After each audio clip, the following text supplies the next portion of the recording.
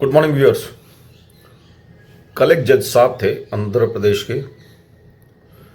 उन्होंने रिसेंटली एक जूनियर वकील को, जो एक छोटा वकील था, वो किसी तरह से अपना बहस कर रहा था। जज साहब को वो बात पसंद नहीं आई। ना पसंद आने के कारण उनको ऐसा लगा कि उनके ऑर्डर्स को फॉलो नहीं किया गया या थोड़ा कोताही बरती गई। ये बात उनके दिमाग में, उनके जहन में थी। इतनी छोटी सी बात पे उन्होंने जुडिशियल कस्टडी के ऑर्डर्स दे दिए उस जूनियर वकील के लिए। वो बेचारा अपनी तबीयत खराब होने का बोलता भी रहा, बताता भी रहा, पर एक नहीं सुनी और उनको जुडिशियल कस्टडी के लिए ऑर्डर्स कर दिए। हालांकि बाद में बार काउंसिल ऑफ इंडिया ने इंटरफेरेंस किया और इस जुडिशियल कस्टडी को रुकवा दिया गया और सुप्रीम कोर्ट ने भी इसकी इंक्वायरी के लिए ऑर्डर्स दे दिए, यानी कि उनकी जुडिशियल कस्टडी तो रुक गई।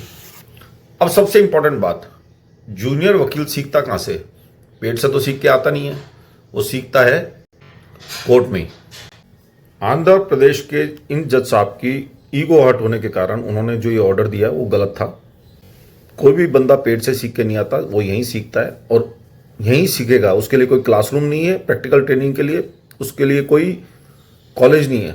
ठीक है, कुछ केस स्टडीज़ पढ़ाई जाती हैं, पर एक्चुअल स्टडीज़ तो आप ऑन द जॉब जो ट्रेनिंग होती है वो तो आप कोर्ट में करेंगे। उसके लिए आप बाहर नहीं जा सकते, ना किसी कॉलेज में जा सकते हैं। वो ट्रायल एंड एरर मेथड से ही सीखा जा सकता है, यानी कि गलतियां करके, और उसी तरह से सीखा जा सकता है। एकदम से कोई परफेक्ट बंदा तो सिर्फ देवता ही हो सकता है। तो इस तरह का जो रवैया जो जजेस का है, मैंने आपको पहले भी बताया था कि कंप्लेंट भी मैंने दी थी कि राइटिंग चेक कर रहे हैं सिर्फ बयान कमिश्नर बनाने के लिए, वो राइटिंग चेक कर रहे हैं। तो ये कितना एक खिलवाड़ है, किसी के साथ मजाक है, आप समझ सकते हैं। मैं तो बस इतना ही कहना चाहूँगा कि इस तरह के रवैये को छोड़ना चाहिए। उनको भी ये पता होना चाहिए कि वो भी लॉ ग्रेजुएट्स हैं और लॉ करके ही वो जजेस बने और लॉ के विद्यार्थी ही रहे हैं, उसके बाद ही वो जजेस बने। शेष सोचना आपका है। बहुत बहुत धन्यवाद। आपका दिन शुभ रहे।